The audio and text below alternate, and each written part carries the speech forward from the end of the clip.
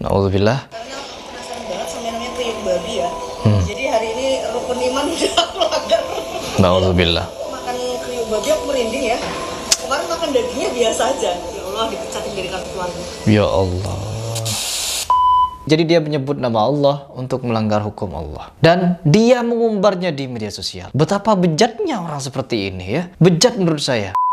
Bismillahirrahmanirrahim. Teman-teman, Allah Subhanahu wa Ta'ala itu sangat cinta kepada kita, sangat sayang kepada kita, sangat mengasihi kita sebagai hambanya. Bahkan bukan cuma kepada kita, kepada orang-orang yang justru tidak beriman kepada Allah, Allah maha sayang, Allah maha pengasih. Tetapi kebanyakan orang tidak mau berpikir. Kita berbuat dosa di malam hari, dan Allah Subhanahu wa Ta'ala menutupi dosa kita di siang harinya.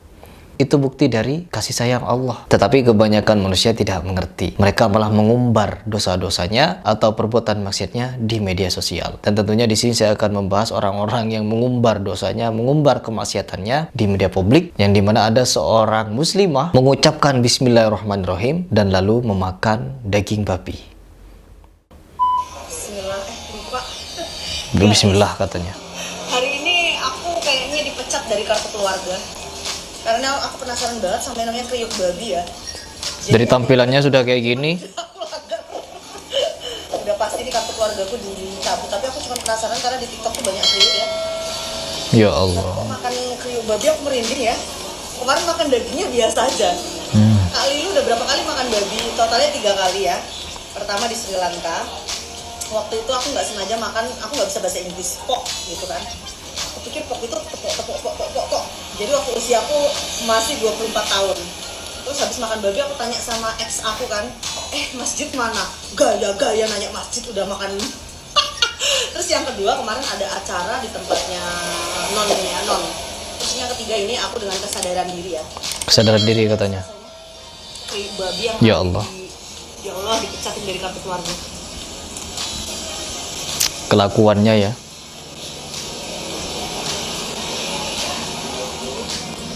Jadi kalau memang mau viral, itu ada beberapa teknik. Salah satunya ini, lakukan hal-hal yang kontroversi. Dimana hal-hal yang kontroversi mudah naik. Atau konflik, ya mencari konflik, membuat konflik. Konflik mudah viral. Hal-hal yang kontroversi mudah viral. Tetapi hal-hal kebaikan, dakwah, nasihat, dan lain sebagainya yang berbentuk kebaikan, susah naik. Jadi kalau kalian mau bikin konten atau mau bikin video yang berbau dengan kebaikan, maka bersabarlah. Karena itu pasti akan kalah dengan konten-konten yang berbau konflik, berbau kontroversi. Contohnya hal-hal seperti ini.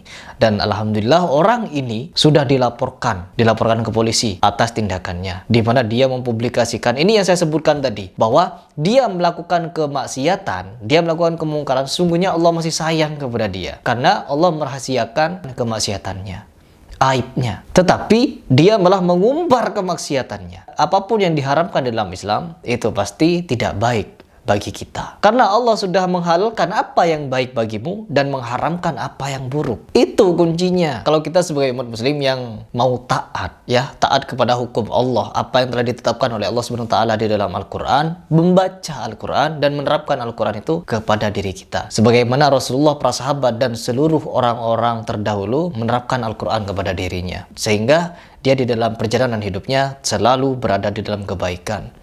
Di surat Al-Baqarah ayat ke-173, sesungguhnya Allah telah mengharamkan bagimu yaitu bangkai, darah, daging babi, dan terlebih daging-daging yang disembelih tidak disebut nama Allah dan menyebut nama selain Allah. Makanya terkadang saya juga berpikir bagaimana hukumnya makan di KFC yang dikelola mungkin bukan orang non-muslim. Dan bagaimana tata cara menyembelihnya, apakah kita tahu? Nah, tentunya kita sebagai umat muslim apabila ingin warok, hati-hati, maka makanlah sesuatu yang sudah jelas disembelih dengan Bismillahirrahmanirrahim atau menyebut nama Allah. Atau kalau kita ragu, ya gak usah beli-beli lah. Ya beli ayam yang masih hidup kita sembelih sendiri. Atau kita beli sayuran, makan sayur, gak repot kok. Gak repot sebenarnya kalau kita itu tidak merepotkan hidup. Karena orang itu repot karena dirinya sendiri yang membuat repot.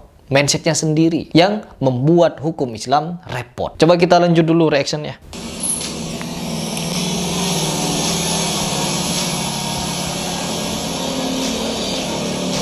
Apa ini? Rasanya kayak ini ya.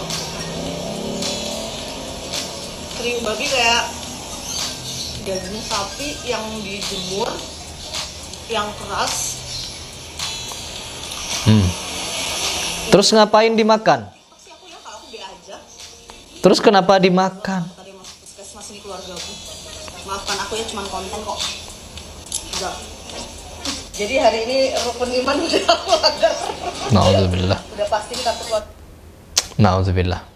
Melanggar rukun iman katanya. Ya jangankan makan babi, ya. Penampilannya saja sudah tidak menampakkan bahwa dirinya adalah seorang muslimah yang taat. Tugas kita apa? Tugas kita bagaimana? Mengambil hikmah, pembelajaran, dan kalau bisa kita nasihati atau memberikan penjelasan kepada dia untuk bertaubat. Kalau tidak mau ya sudah, biarkan. Yang penting kita sudah menyampaikan kebenaran dalam kesabaran. Daging babi kalau menurut kata si perempuan tadi, perempuan yang tidak jelas tadi, itu rasanya hampir mirip dengan sapi. Malah lebih enak daging sapi. Kenapa malah makan daging babi gitu? Kurang nikmat gimana daging sapi? Atau kalau tidak mau makan daging sapi, ya makan ikan, makan udang dan lain sebagainya yang diperbolehkan. Banyak yang halal dan mendatangkan nikmat. Tidak harus daging atau makanan yang telah secara langsung diharamkan oleh Allah. Nauzubillah min dzalik. Nauzubillah. Allah sudah sangat jelas di situ mengharamkan daging babi. Tetapi ini malah menistakan agamanya dengan mengucapkan bismillahirrahmanirrahim lalu memakan daging babi. Betapa sombongnya dia mentang Allah di video itu. Hanya konten katanya, bukan konten itu. Allah Subhanahu wa taala telah menutup aibmu tapi kamu mengumbarnya di media sosial. Saya pun juga bukan orang yang tidak luput dari kesalahan atau dosa. Tapi bukan berarti kita harus melakukan dosa atau maksiat dengan secara sengaja, terang-terangan dan mengumbar-umbarnya di media sosial. Itu justru telah menentang Allah. Memang betul Allah tidak akan menghukum saat itu juga, di hari itu juga. Karena memang apabila Allah menghukum manusia ketika dia berdosa, maka banyak orang yang mati karena hukumannya memang mematikan. Hukuman yang akan Allah berikan atas dosa-dosa manusia itu sangat mematikan semua, sangat mematikan. Ketika seorang manusia melakukan maksiat, ketika seorang manusia melakukan dosa, ingkar atau tidak mau tunduk kepada hukum Allah,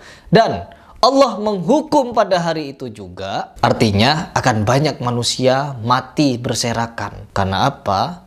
Langsung Allah hukum. Tapi tidak, saking sayangnya Allah, saking cintanya Allah kepada kita semua, Allah Subhanahu wa taala menunggu kita untuk bertaubat. Bahkan sebesar apapun dosa kita, apabila kita masih mau bertaubat kepada Allah, Allah terima taubat kita. Tetapi manusia kebanyakan yang lupa. Kebanyakan manusia tidak tahu dan tidak mau membuat dirinya tahu. Sehingga dia tetap di dalam kelalaian, tetap di dalam kemaksiatan. Padahal di dalam Islam penuh dengan kenikmatan. Di dalam Islam penuh dengan kenikmatan. Apabila kita mau menjadi umat yang bertakwa. Sungguh sangat merugi. Ya Allah, sungguh sangat merugi manusia yang tidak mau taat kepada hukum Islam. Karena kalau kita belajar apa itu hukum Islam, maka kita akan menjumpai berbagai macam kenikmatan. Kita akan menjumpai ketenangan hidup.